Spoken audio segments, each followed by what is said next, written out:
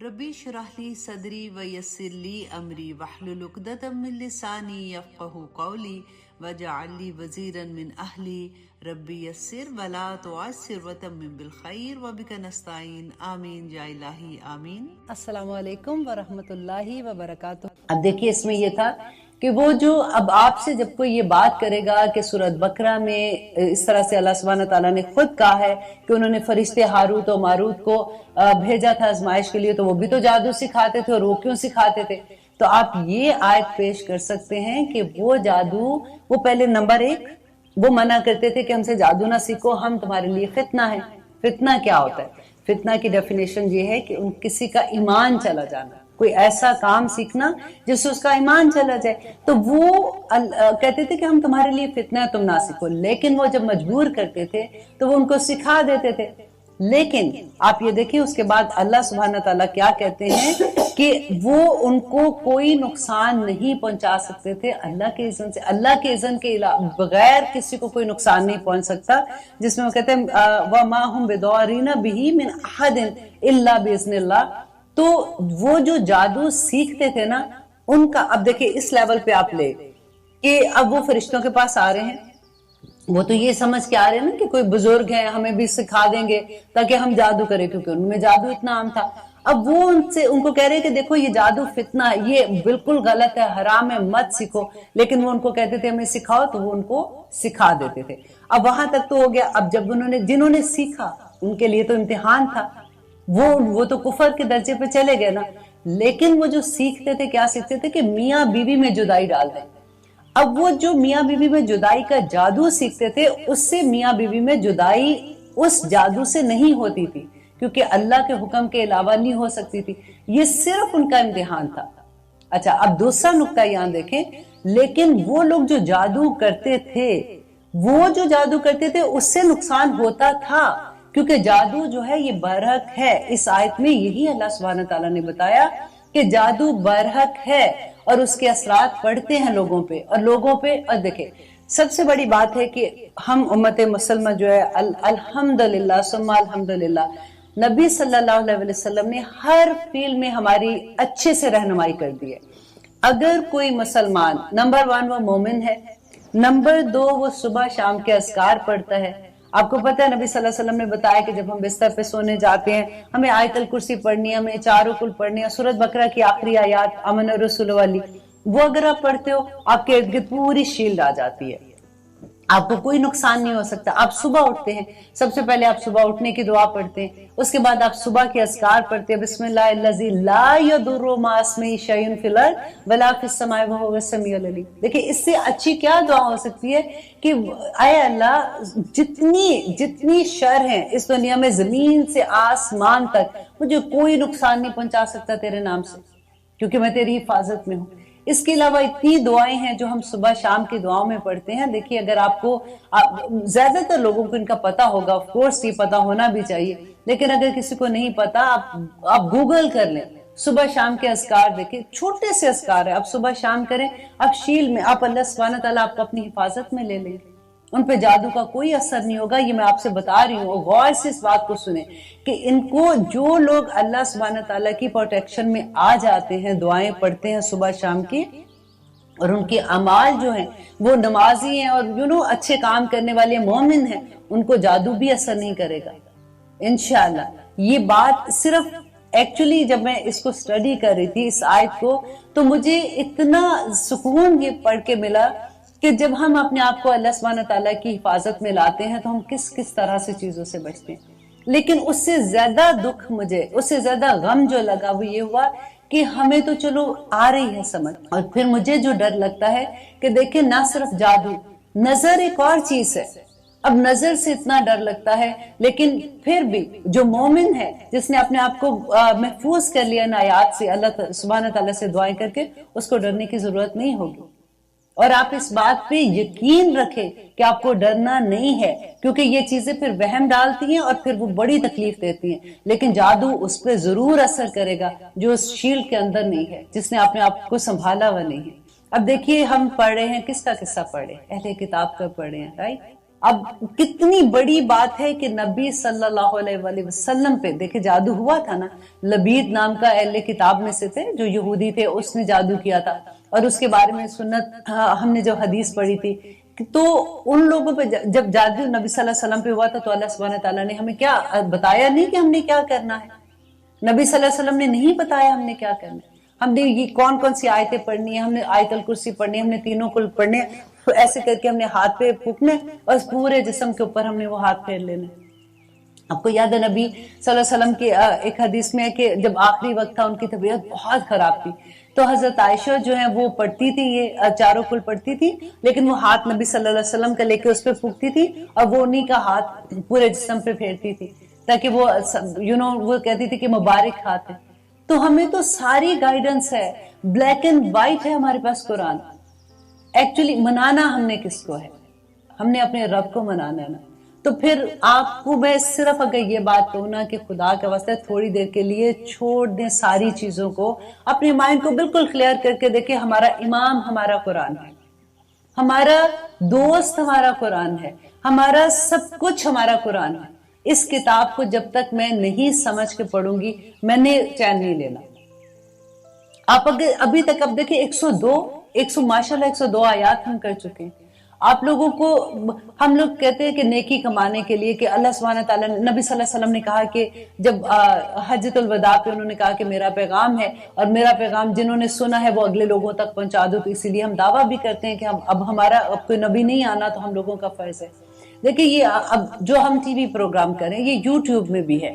اگر آپ کو موقع ملتا ہے, آپ اپنے جو لوگ نہیں گھر سے نکل سکتے, جو قرآن تفسیر نہیں کر سکتے, ورڈ ٹو ورڈ ٹرانسلیشن نہیں باہر نکل کے کر سکتے, آپ ان کو یہ ویڈیو سینڈ کر دیں کہ گھر بیٹھے اپنی کنوینئنٹ کے ساتھ جب ان کا دل چاہتا ہے, ہفتے میں صرف ایک دن, آپ سوچیں زیادہ ٹائم بھی نہیں ہے, اب قرآن کھولا کرے, آپ ساتھ ساتھ اس آیات کو دیکھیں, آپ اس کو بار بار پڑھیں. دیکھیں ہم پڑھ کیا رہے ہیں, سورۃ بقرہ پڑھ رہے ہیں نا. سورۃ بقرہ کے لیے اللہ سبحانہ تعالیٰ نے کیا کہا تھا کہ یہ ایسی صورت ہے, نبی صلی اللہ علیہ وسلم نے کہا تھا کہ یہ ایسی صورت ہے جو قیامت کے دن ایک بادل کے سائے کی طرح ہمارے سر پہ ہوگی.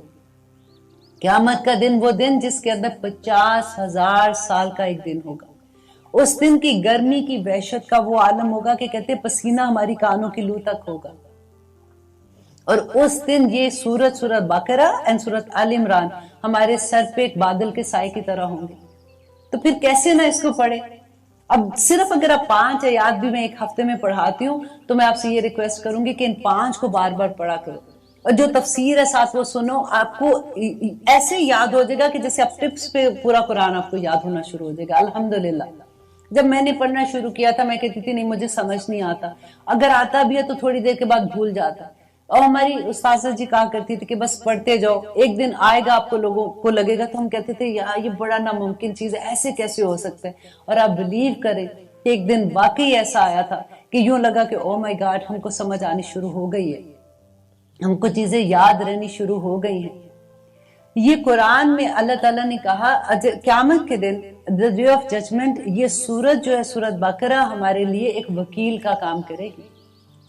اللہ سبحانہ تعالیٰ نے ہمیں بتایا یہ بات کہ قرآن نمبر 1 قرآن ہمارا وکیل ہوگا, ہمارے دوست ہمارے وکیل ہوں گے, ہمارے نیک اعمال ہمارے وکیل ہوں گے. اب سورۃ بقرہ کی صرف بات اگر ہم کرتے ہیں کہ یہ ایسا وکیل ہوگا کہ پہلے تو میدان حشر میں ہمارے سر کے اوپر وہ بالکل سایہ کر کے رکھے گا کہ ٹھنڈے ٹھنڈے رہے ہم لوگ. اس کے بعد اللہ سبحانہ تعالیٰ سے یہ لڑائی کرے گا. آپ دیکھیے سورت, آپ حدیث کھول کے دیکھیے, اس کی اتنی خوبصورت حدیث ہے اس کے بارے میں کہ یہ واقعی اللہ تعالیٰ ان کو گواہی دے دے, اللہ تعالیٰ ان کو بات کرنے کی صلاحیت دے دے گا.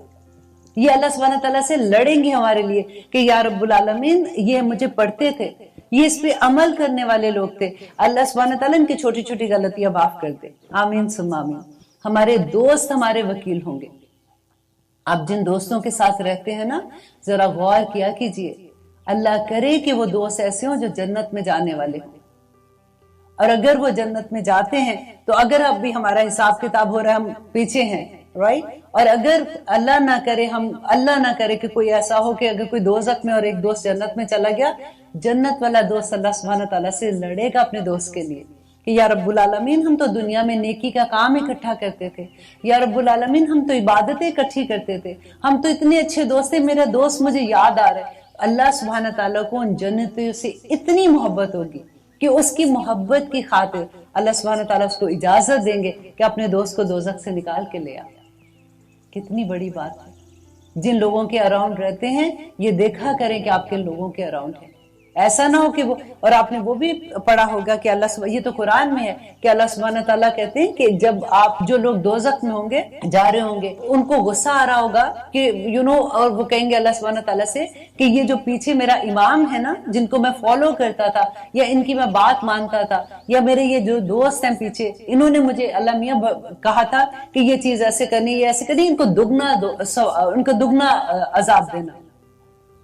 اللہ سبحانہ تعالیٰ کہیں گے کہ ان کو بھی دگنا عذاب ہے اور تمہیں بھی دگنا عذاب ہے۔ اللہ نہ کرے ہم ایسے لوگوں کے درمیان میں رہیں۔ یہ پتہ اتنی چھوٹی چھوٹی سی چیزیں جب ہمیں قرآن کی سمجھ آتی ہے نا، پھر اللہ سبحانہ تعالیٰ سے محبت ہوتی ہے۔ اب آپ دیکھیے محبت بھی کرنے کا یہ ہے کہ اب نبی صلی اللہ علیہ وسلم کہتے ہیں کہ آپ اس وقت تک مومن ہی نہیں ہو سکتے ہو جب تک آپ اللہ سبحانہ تعالیٰ سے اور نبی صلی اللہ علیہ وسلم سے اپنی اولاد، اپنے ماں باپ سے بھی بڑھ کے محبت نہ کرو۔ مجھے اس حدیث کی آنیسٹلی سمجھ نہیں اس لحاظ سے آتی تھی کہ میں کہتی تھی یا رب العالمین اولاد تو سامنے نظر آتی ہے کہ کوئی بھی ماں، اب دیکھیں ہم جب سوچتے ہیں تو ہماری اولاد سے محبت کس لیول کی ہوتی ہے، تو ہم اللہ سبحانہ تعالیٰ کی محبت کو جب ہم جج کرنا شروع کرتے ہیں تو ہم ڈر جاتے ہیں اس بات کو لے کے کہ ہم اس لیول پہ تو نہیں ہیں ابھی۔ اللہ سبحانہ تعالیٰ کی جب پہچان ہمیں ہوگی، ان کی پہچان کیسے ہوگی ہمیں؟ جب ہم قرآن کو سمجھیں گے، اللہ سبحانہ تعالیٰ کی محبت کو سمجھیں گے، اللہ سبحانہ تعالیٰ نے پوری کائنات میں جو ہمارے لیے کائنات کو مسخر کر دیا اس کو سمجھیں گے۔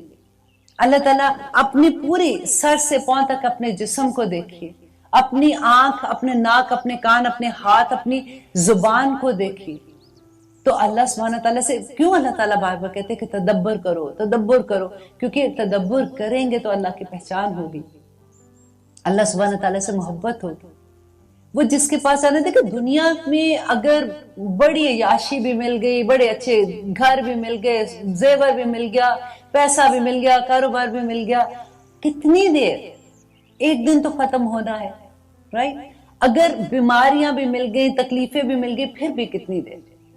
لیکن وہ زندگی جس کا یہاں سے لے کے جانا، دیکھیں اللہ تعالیٰ نے کہا المال والبنون زینت الحیات الدنیا والباقیات الصالحات، کہ یہ مال اور یہ جو بیٹے ہیں یہ دنیا کی زندگی کا تحفہ ہے، اللہ سبحانہ تعالیٰ کا، نعمتیں ہیں اللہ سبحانہ تعالیٰ کی، دنیا کی زندگی کی ہیں۔ جو باقی جانا ہے آخرت میں وہ صرف تمہارے نیک اعمال ہے۔ دیکھیے نماز، روزہ، حج، زکوٰۃ، یہ سب کچھ یہ تو میرا اور اللہ کا معاملہ ہے نا۔ یہ بالکل ایسے ہی ہے جیسے ہم گاڑی چلاتے ہیں اور گاڑی میں ہم گیس ڈلاتے ہیں، پھر ہم نے بھاگنا ہوتا ہے نا۔ نماز، روزہ، حج، زکوٰۃ یہ بالکل گیس ہے ہماری گاڑی کی۔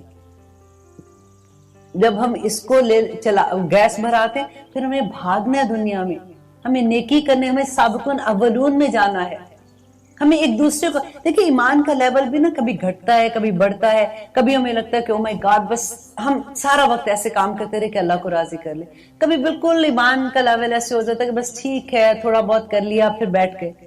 اللہ سبحانہ تعالیٰ نے بتایا ہمیں، نبی صلی اللہ علیہ وسلم نے کہا کہ ایمان کا لیول گھٹتا اور بڑھتا ہے، اس سے پریشان نہیں ہونا۔ ایز لانگ ایز آپ کے ساتھ وہ ایک گلٹ رہتا ہے نا، جب کہ اگر کوئی آپ ایسا غلط کام کر لیں اور آپ کو احساس ہو جائے کہ او مائی گاڈ میں کیوں ایسے کر رہی ہوں، میں کیوں ایسے بولا تھا اس وقت، میں نے کیوں ایسی بات کہہ دی تھی، تو آپ سوچیں آپ کا ایمان زندہ ہے۔ اگر آپ غلط کام ایسے جو اللہ سبحانہ تعالیٰ کی نافرمانی کے کام ہے کر کے آئیں اور آپ کو احساس بھی نہ ہو، تب ڈرنے کی بات ہے، تب یہ بات ہے کہ ہمارے دل بھی سو گئے، ہمارے کان بھی سو گئے، ہماری آنکھیں بھی سو گئی۔ اللہ سبحانہ تعالیٰ نے کہا ہے کہ قیامت کے دن ہماری آنکھیں، ہمارے دل، ہمارے ناک، ہمارے کان سب کچھ بولیں گے، ان کا سوال کیا جائے گا، ان کو جواب دینا ہوگا۔ یہ نعمتیں ہیں اللہ کی، ایسے فالتو میں نہیں ملی ہیں، امانت ہے، کسی کی امانت ہے تو اس کو واپس دینی ہے نا، اور جس دوران میں یہ نعمت ملی تھی اس کا استعمال کیسے کیا تھا۔ اللہ سبحانہ تعالیٰ نے رزق کے دروازے کھول دیے ہم پہ، الحمدللہ۔ ہم کسی کے آگے ہاتھ پھیلانے والے نہیں ہیں، اس رزق کا حساب ہوگا۔ اور اللہ سبحانہ تعالیٰ کہتے ہیں کہ رزق میں اگر حرام کی کمائی آ جاتی ہے، اب دیکھیں گلاس لیں پانی کا، ریگولر پانی پینے والا گلاس ہے، اس میں صرف ایک قطرہ آپ کسی بھی نجس چیز کا، گندی چیز کا آپ ڈال دیں، آپ وہ پانی پیئیں گے، پورا گلاس خراب ہو جائے گا پانی کا۔ ایون آب زمزم کے اندر بھی کوئی ایسا قطرہ ڈل جائے گا، وہ بھی آپ نہیں پیئیں گے۔ وہ کمائی جو حلال کی نہیں ہے، اس میں پھر آپ صدقے دیں، آپ زکاتیں دیں، آپ حج کریں، آپ نمازوں پہ نمازیں پڑھیں، کچھ قبول نہیں ہے۔ یہ بات مجھے اتنا ڈراتی ہے جس کی کرنی کہ ہم لوگوں نے اتنی آسانی کے، دیکھیں ان ساری چیزوں کے پیچھے کیا ہے کہ کسی کا حق نہ مارو، ایک لفظ، کسی کو تنگ نہ کرو۔ اللہ سبحانہ تعالیٰ اپنے بندوں سے اتنی محبت کرتے ہیں کہ اگر وہ بندہ تمہارے لیے کچھ نہیں کر سکتا نا، دیکھیں اگر حرام کی کمائی ہے تو اس میں کیا ہوگا، اس میں کسی نہ کسی کا تو حق مارا ہی ہوگا، ایسے تو نہیں آئے گا نا، کہیں نہ کہیں کسی نہ کسی لیول پہ کسی نہ کسی کے ساتھ چیٹنگ تو کی ہوگی، تو غلط تو کچھ نہ کچھ ہوا ہوگا۔ اب وہ بندہ تو کچھ نہیں کر سک رہا، ایک غریب بندہ ہے فار ایگزامپل، یا اس کی حیثیت ایسی نہیں ہے یا وہ نہیں کہہ سکتا، لیکن اس کا وکیل اللہ بن جاتا ہے۔ کہتے ہیں کہ ایک مظلوم کی بددعا سے بچو۔ آپ تو آرام سے بات کر کے کسی کا آگے کسی کا دل توڑ دیا کیونکہ آپ اس پوزیشن میں ہو، میں کہہ سکتی ہوں، رائٹ؟ لیکن وہ جو مظلوم ہے نا، اس کا ڈائریکٹ تعلق اللہ سبحانہ تعالیٰ سے ہے، اور وہ مظلوم ہاں وہ مسلمان نہیں کافر ہے تب بھی اللہ اس کا ساتھ دے گا، اور وہ کرنے والا مسلمان ہے تب بھی اللہ اس کا ساتھ نہیں دے گا۔ اب دیکھیے، اور اللہ سبحانہ تعالیٰ کی محبت کی انتہا دیکھیے کہ وہ اپنے ایک بندہ، وہ بندہ جو جھونپڑی میں بیٹھا ہے، جو اپنی کسی ایسی جنگلات میں بیٹھا ہوا ہے، اگر اس کے ساتھ بھی کوئی زیادتی کرے گا، اللہ تعالیٰ اس بندے کا ساتھ دینے کھڑے ہو جائیں گے، آپ کو جواب دینا پڑے گا، رائٹ؟ تو بہت سنبھل کے چلنے کی بات ہے۔ یہ اسلام اسی لیے اتنا خوبصورت ہے کہ سارا وقت ہمارے ساتھ ہمارا اللہ ہے، الحمدللہ۔ کہ واہ اور لو، اگر، انا، بے شک، ہم پھر وہ ضمیر ہے، ہاں یاد ہے آپ کو، ہاں ہم، یہ وہی ہے، ہم وہ سب، انا بے شک ہم وہ سب، آمنو ایمان لاتے، واتقو اور وہ تقوی اختیار کرتے، لمثوبتن تو یقیناً ثواب پاتے، من عند اللہ کے پاس، خیرن بہتر، لو کاش، کانو وہ سب، یعلمون وہ سب جانتے۔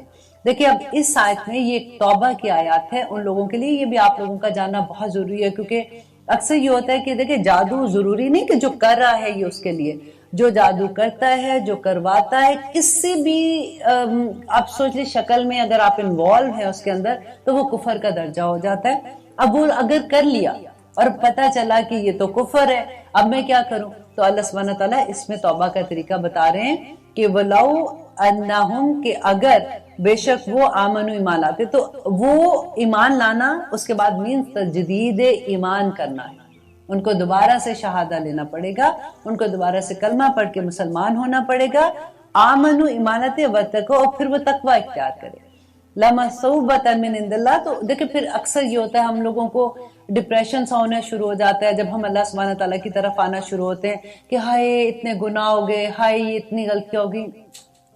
بالکل ڈرنے کی بات نہیں، اللہ سبحانہ تعالیٰ کہہ رہے ہیں، دیکھیں اس میں کیا کہہ رہے ہیں کہ اگر وہ ایمان لاتے اور تقوی کرتے تو اللہ کے پاس اجر پاتے، خیرن بہتر اجر پاتے۔ آپ کو وہ یاد ہے حدیث، میری فیورٹ ہے وہ، کہ اللہ سبحانہ تعالیٰ کہتے ہیں کہ جب انسان سے غلطی ہو جاتی ہے پھر وہ جب وہ توبہ کرتا ہے تو اللہ سبحانہ تعالیٰ اس کے گناہ اگر زمین سے آسمان تک بھی ہے نا تو اللہ سبحانہ تعالیٰ اس کے سارے گناہ معاف کر دیں گے اور وہ سارے گناہوں کو نیکیوں میں بدل دیں گے۔ اللہ اکبر، اتنی خوبصورت بات جس کی کرنی۔ تو پھر جو مسلمان ہے نا، اس لیے کہتے ہیں کہ اس کو خوش رہنا چاہیے کہ اگر جو غلطی ہو گئی ہے اور آپ کو احساس ہو، سب سے بڑی بات ہے احساس ہو جانا۔ اللہ سبحانہ تعالیٰ کی یہ بڑا انعام ہے کہ اگر آپ کو اللہ کی کتاب سے محبت ہو جائے، انت جل القرآن ربیع قلبی و نور صدری و جلا حسنی و ذہاب ہمی، مانگا کرے اللہ سبحانہ تعالیٰ سے، اللہ میاں اس کتاب کی محبت دے دے، یہی میرا امام ہے، یہی میرا دوست ہے، سب کچھ یہی ہے، یہی مجھے بچائے گا، یہ مجھے جنت میں، یہ کتاب دنیا کو جنت بنا دے گی، واللہ دنیا کو جنت بنا دے گی۔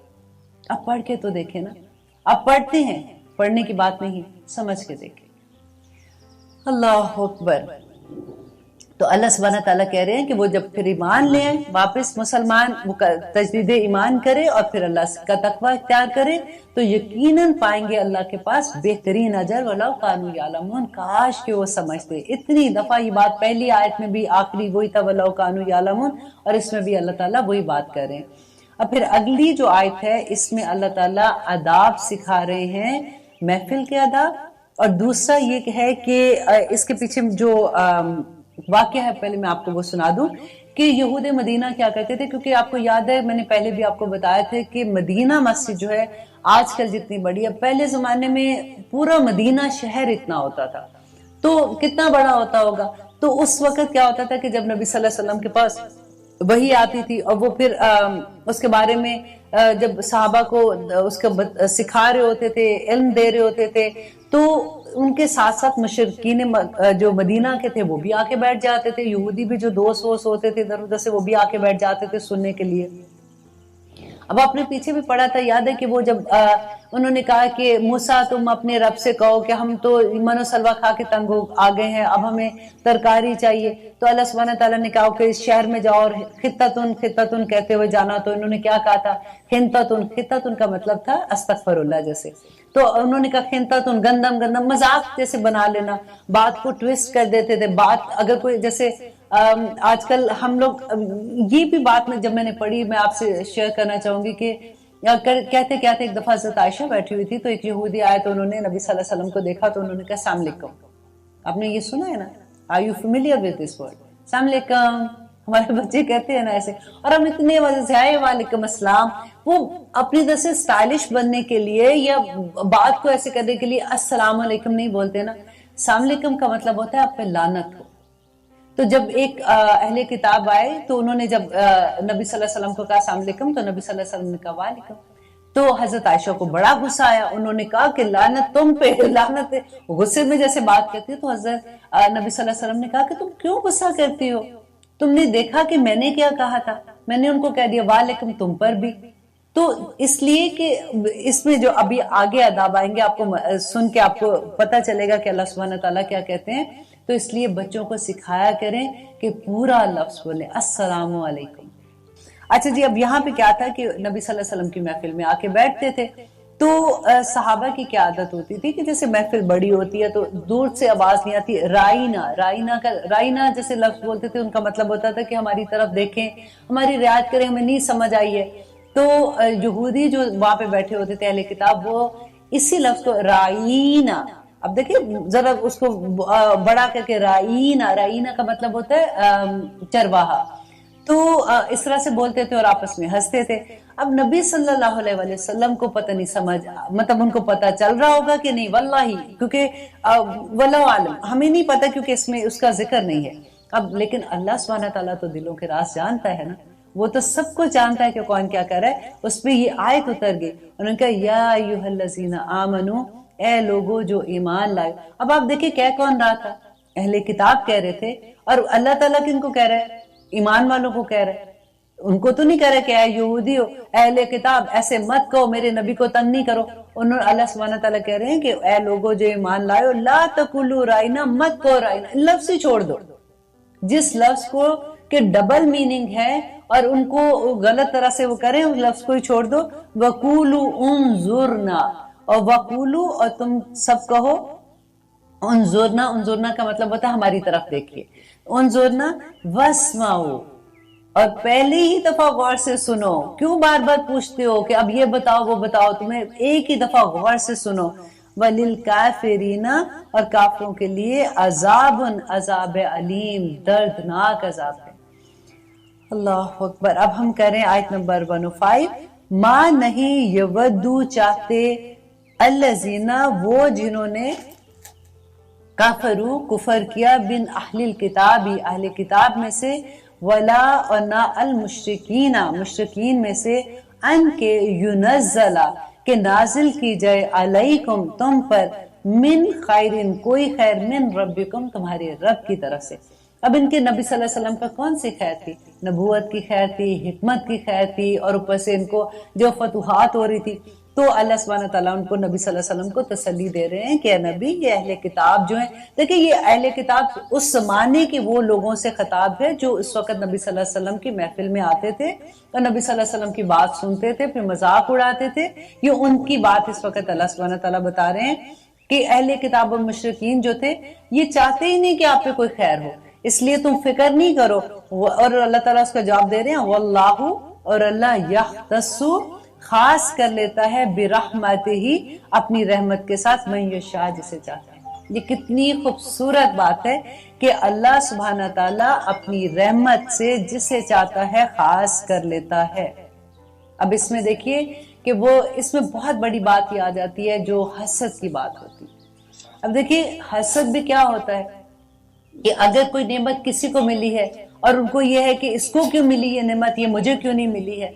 हसद में यही होता है कि बाज लोगों को ये होता है कि अगर कोई नेमत है इसके पास नहीं रहनी चाहिए, मुझे मिले ना मिले, राइट। तो उससे क्या होता है कि बंदा खुद भी परेशान होता है, सारा वक्त वो इसी फिक्र में रह जाता है कि ओ इसके पास ये नेमत, इसके पास ये नेमत, और अल्लाह सुब्हानहू तआला ने जो तुम्हें नेमतें दी हैं उसको वो नहीं देखता। तो अल्लाह सुब्हानहू तआला नेमतें देने के लिए, ऐसा किसी की नेमत हम छीन नहीं सकते। अल्लाह सुब्हानहू तआला जिसे चाहता है उसको वो दीन की, देखिए ये इतनी खूबसूरत बात है कि अल्लाह जिस पर अपनी भलाई का इरादा करता है, ये बहुत बड़ी बात है। अल्लाह अकबर, अल्लाह जिस शख्स पर भलाई का इरादा करता है उसको सबसे बड़ी नेमत कौन सी दे देता है? आप में से अक्सर को ये बात पता होगी, उसको दीन की समझ अता कर देता है। अगर आपके पास दीन की नेमत है ना, तो आप माला माल हैं, आप दुनिया के करोड़पति हैं। अल्लाह सुब्हानहू तआला उस बंदे से मोहब्बत करते हैं। अल्लाह सुब्हानहू तआला फरिश्तों से कहते हैं, जिब्राइल से कहते हैं कि मैं इस बंदे से मोहब्बत करता हूं, तुम भी मोहब्बत करो। वो आसमान के फरिश्तों को कहते हैं, आसमान के फरिश्ते जमीन के फरिश्तों को कहते हैं, और जमीन के फरिश्ते उसके इर्द गिर्द जो भी लोग होते हैं उनके कान में इल्का करते हैं कि इस बंदे से मोहब्बत करो। सारे खेल ही मोहब्बत की है, सारी खेल ही अटेंशन की है। हमें लोगों में अपने आप को प्रूव करने की है। आपको कुछ करने की जरूरत नहीं है, आप रब को राजी कर ले, अल्लाह मियां जितने लोग आपके अराउंड हैं उनको आपके इर्द गिर्द ले आएंगे। आपको इतनी मोहब्बतें मिलेंगी कि आपको समझ ही नहीं आएगी कि लोग, मैं तो इनको जानती नहीं हूं, ये लोग मुझसे इतनी मोहब्बत क्यों कर रहे हैं। आप बिलीव करें, जब आप अच्छी बात कह के आते हैं ना, आप कई दफा ऐसा तो हो सकता है कि आप में से कोई ऐसे हों जो ऑलरेडी इस फील्ड में है, जब वो दर्स और तदरीस करते हैं, जब लोगों के मैसेजेस आते हैं, लोगों की मोहब्बत के पैगाम आते हैं, और बंदा सोचता है कि अल्लाह अकबर, मैं इस काबिल किधर हूं कि इतनी मोहब्बतें मुझे मिल रही हैं। एक दफा अल्लाह के होके देखिए, अल्लाह पूरी दुनिया को आपके कदमों के नीचे कर देगा। वल्लाही मैं आपको से वादा करती हूँ, आप एक दफा ऐसे करके देखें। लोग कहते हैं जी रब नहीं मिलता, मैं कहती हूँ एक दफा बिक तो जाओ।